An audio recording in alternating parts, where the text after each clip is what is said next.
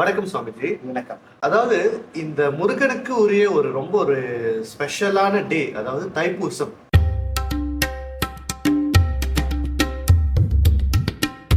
தைப்பூசம் அப்படின்னா என்ன சுவாமிஜி?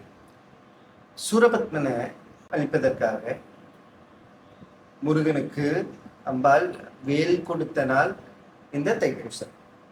இந்த வேல் கொடுத்த நாளை தான் தைப்பூசமாக கொண்டாடுறோம். தமிழ் மாதத்துல தை மாசத்துல பூச நட்சத்திரத்தோட சேர்ந்து வரக்கூடிய இந்த நாள் தைப்பூசமாக கொண்டாடுவோம். சுவாமிஜி, இப்ப எனக்கு ஒரு கேள்வி இருக்கு. என்னன்னா, நீங்க இப்ப தைப்பூசம் வேல் கொடுத்த நாள் அப்படின்னு சொல்றீங்க. ஆனா கந்த சஷ்டி விரதம் அப்ப 5வது நாள் அந்த அன்னைக்கும் வேல் கொடுத்ததா, 6வது நாள் சூரனை வதம் பண்ணதா அப்படின்னு சொல்லுவாங்க. இங்கேயும் வேல் கொடுத்துருக்காங்க, அங்கேயும் வேல் கொடுத்துருக்காங்கன்னா எது அக்யூரேட்டானது? எந்த டேல உண்மையான வேல் கொடுத்திருந்தாங்க? அதாவது ஒரு உற்சவம்னு வரும்போது அந்த உற்சவத்துல ஒரு பகுதியாக, அதாவது இந்த இந்த தைப்பூசம் தான் உண்மையாக வேல் கொடுக்கப்பட்ட நாள். ஆனா கந்த சஷ்டி அப்படின்னு சொல்லக்கூடிய இந்த கந்த சஷ்டி நாம சூரசம்ஹாரம் செய்து வணங்கக்கூடிய நாளாக இருக்கின்றது. அப்போ அது ஒரு உற்சவமாக கொண்டாடும் போது அதில் பஞ்சமி அன்று அம்பாள்கிட்ட இருந்து முருகன் வேல் வாங்கினதா அந்த அந்த கொண்டாட்டத்துக்காக கொடுக்கப்பட்ட நாள் தான் இந்த பஞ்சமி அன்னைக்கு அம்பாளிடம் இருந்து வேல் வாங்குதல். ஆனா அந்த கதை பிரகாரம் பார்த்தோம் அப்படின்னு சொன்னோம்னா, நம்மளுடைய சாஸ்திரங்களையும் தைப்பூசம் அன்று முருகன் பராசக்தியை உருவான அந்த வேலை வாங்கினார் அப்படின்றது சொல்லப்பட்டிருக்கு. கொண்டாட்டத்துக்காக மட்டும்தான் நாம பஞ்சமி அன்று நம்ம இந்த வேலை வாங்குறோம். ஒரு நாள் உற்சவமா கொண்டாடப்படுறதுக்காக, இன்னொரு நாள் பராசக்தியான பார்வதி தன்னை வேலா கொடுத்த நாள். இந்த தைப்பூசம் வரனால ரொம்ப ஒரு விசேஷ காலம்னால அந்த திருநாளை நம்ம எப்படி கொண்டாடலாம், என்னென்னலாம் நம்ம பண்ணலாம் முருகனுக்கு?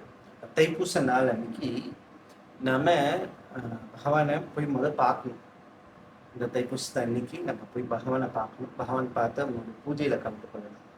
அவங்களுக்கு அபிஷேகத்துக்காக பால், சந்தனம், தயிர், பஞ்சாமிர்தம் இந்த மாதிரியான குடங்களை சுமந்து செல்லுதல், காவடிகளை சுமந்து செல்லுதல், பகவான் அலங்காரத்துக்கு தேவைப்படும் பொருட்களை கொண்டு செல்லுதல், விருதானுஷ்டானமாக இருந்து பால் குடம் எடுத்தல், இந்த மாதிரியான விஷயங்களை செய்தல் ரொம்ப பலனை கொடுக்கும்.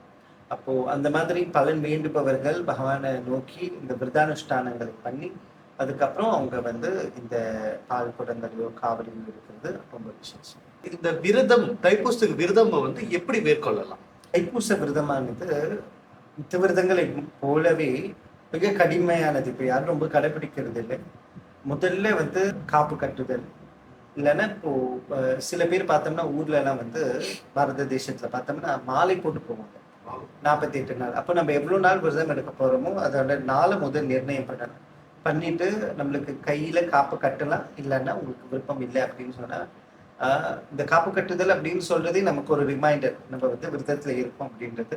இதுல நம்மளுடைய முதல்ல சாப்பாடு, நம்ம உள்ள போக வேண்டிய விஷயங்கள் சரியா இருக்கணும். அதுக்கு சாத்வீகமான வெஜிடேரியன் சாப்பாடை நம்ம சாப்பிடணும், சைவ உணவா சாப்பிடணும். ரெண்டாவது பார்த்தோம்னா நல்ல திங்கிங்ல இருக்கணும். சூரிய உதயம் முன்னாடி எழுந்திரிச்சிடணும். நம்மளை சுத்தப்படுத்திக்கிட்டு பூஜைகள்லாம் பண்ணிட்டு, முருகனுக்கு வேண்டிய பூஜைகள்லாம் பண்ணிட்டு அதுக்கப்புறம் அந்த நாளை சாத்வீகமாக கழிக்க வேண்டும். அதே மாதிரி பாயில படுத்து உறங்குதல்.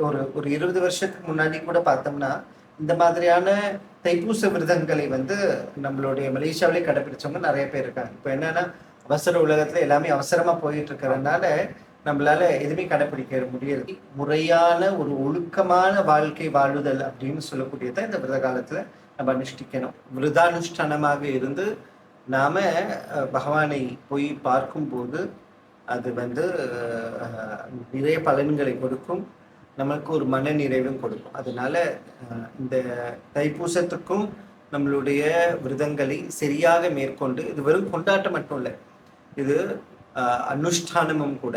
இந்த அனுஷ்டானத்தை சரியா செஞ்சு நம்ம போய் முருகனுக்கு நம்மளுடைய பிரார்த்தனைகள் செலுத்தும் போது அதற்கான பலன் நமக்கு கண்டிப்பா கிடைக்கும்.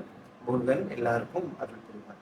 இன்னும் நல்ல பல பதிவுகளுடன் நாங்கள் உங்களை சந்திக்கிறோம். உங்களிடம் இருந்து விடைபெறுவது நான் தீபன் தணிகாஜலம் மற்றும் பிரம்மச்சாரி சுஜித் சைத்தன்யா. நன்றி, வணக்கம்.